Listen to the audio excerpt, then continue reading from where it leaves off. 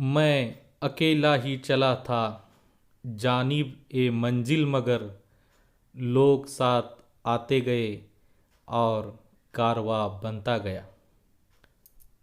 ऐसा ही कुछ हमें रेपर्टरी और होम्योपैथी के अर्ली फेज यानी इन्फेंसी के फेज की तरफ हम जब देखते हैं तो लगता है क्यों लोग साथ आते गए।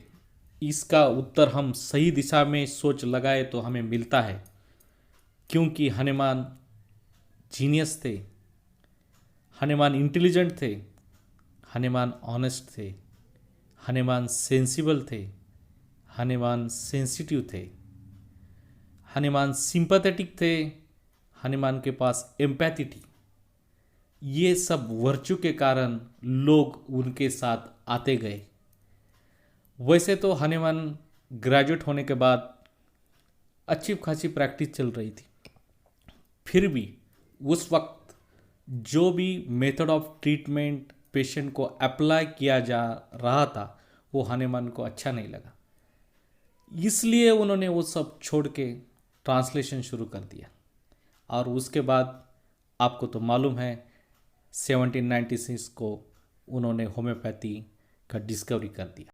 1796 के बाद day by day number of remedies are increasing और उसका नंबर 1805 तक 27 हो चुका था। दिन ब दिन रेमेडी की संख्या 100 तक बढ़ गई, लेकिन जो रेमेडी के सिम्टम थे वो सभी सिम्टम ध्यान में रखना और वही सिम्टम केस टेकिंग के दौरान क्लिनिक में रिकलेक्ट करना ह्यूमन माइंड को पॉसिबल नहीं था। ये बात हनुमान ने खुद जान ली थी, तभी उन्होंने उसका सोल्यूशन निकाला और उस सभी सिम्टम को सिस्टमैटिकली इंडेक्सिंग करना शुरू कर दिया और रेपर्टरी का जन्म हुआ। दिन ब दिन उनके फॉलोअर्स बढ़ने शुरू हो गए थे। कुछ लोगों को तो डॉक्टर हनुमान ने उनके एलिमेंट्स को ट्रीटमेंट दे के ठीक करके वो फॉलोअर बन चुके थे। ऐसे ही कुछ नाम हैं जो अर्ली होम्योपैथिक एरा में उन्होंने बहुत सा योगदान दिया है।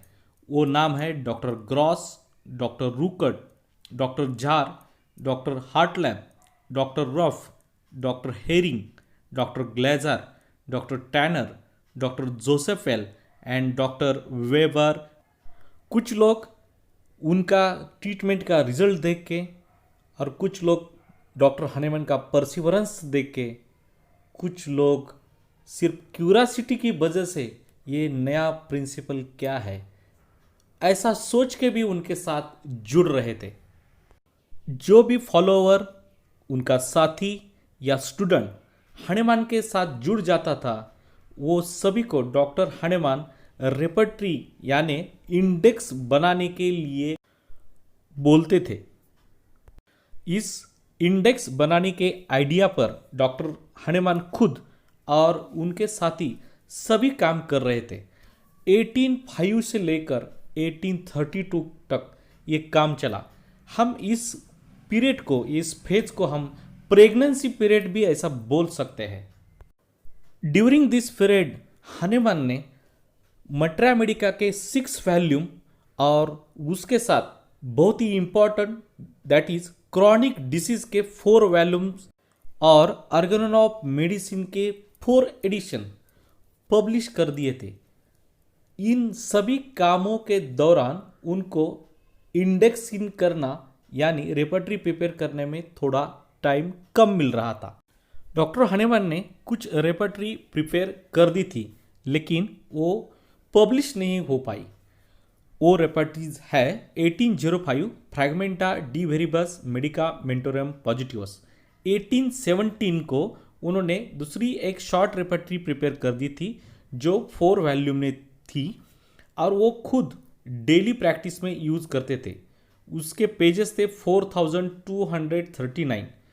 1830 से लेकर 32 तक उन्होंने और एक रेपर्टरी प्रिपेयर कर दी थी, वो भी रेपर्टरी पब्लिश नहीं हो पाई।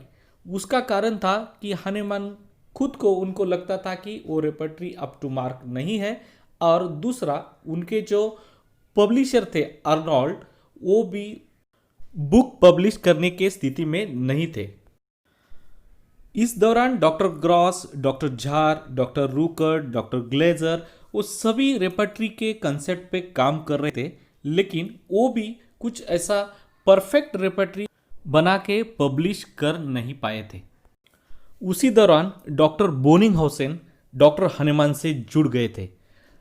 1828 से डॉक्टर हनेमान ने उनको रेपर्टरी का कंसेप्ट बताया और उस कंसेप्ट पे डॉक्टर बोनिंगहाउसेन ने सीरियसली काम शुरू कर दिया और ये प्रेगनेंसी पीरियड ख़त्म हो गया और 1832 को फर्स्ट रेपर्टरी डिलीवर हो गई, यानी पब्लिश हो गई। उसका नाम था repertory of antipsoric medicine.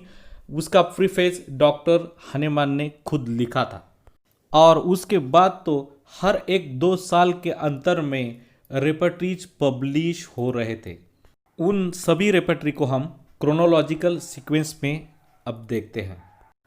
1833 first alphabetical pocket repertory by doctor Glazer. 1833 repertory of purely pathogenetic effects prefaced by doctor Hahnemann by doctor Weber. 1835 Bonninghausen's repertory of medicine which are not antisoric. 1835 Dr. Jar's symptoms repertory in 3 volumes which is published in the German language. In 1836 Bonninghausen's an attempt at showing the relative kinship of homeopathic medicine. In 1838 repertory of hearing published in Allentown and 1846 को important repertory बोनिंगहाउसेन की publish हो गई। उनका नाम था therapeutic pocket book. 1848 systematic alphabetical repertory doctor Muller की publish हो गई।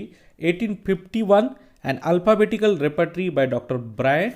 1853 repertory of characteristic homoeopathic remedies by doctor Possart. In 1854, a repertory of comparative matramedica by Dr. Lippe. 1859, a repertory by English homeopath, उसका नाम था Dr. Seper. 1869, a repertory of diarrhea by Dr. Bale. 1873, a repertory of eye by Dr. Birich. 1879, a repertory of more characteristic symptoms of matramedica by Dr. Lippe. 1888 symptom register by Dr. T.F. Allen. In 1881 analytical repertory by Dr. Herring. In 1883 uterine therapeutics by Dr. Henry Minton. In 1885 manual of homeopathy by Dr. Father Muller. In 1888 Guns's Bonninghausen sleeps and card repertory published. 1890 The Repertory of Concordance in 6 volumes by Dr. Gendry. 1894 A Repertory of Rheumatism by Dr. Pulford. In 1896 The Repertory of Hearing's Guiding Symptoms of Our Matramedica by Dr. Neer. And 1897 the most important milestone repertory, that is Dr. Kent repertory, is published. जो रेपर्टरीज Kent repertory के पहले publish हुई है उस phase को pre केंटियन era ऐसे भी बोलते हैं। नेक्स्ट वीडियो में हम पोस्ट केंटियन एरा यानी केंट रेपर्टरी पब्लिश होने के बाद की रेपर्टरीज देखते हैं। Thank you.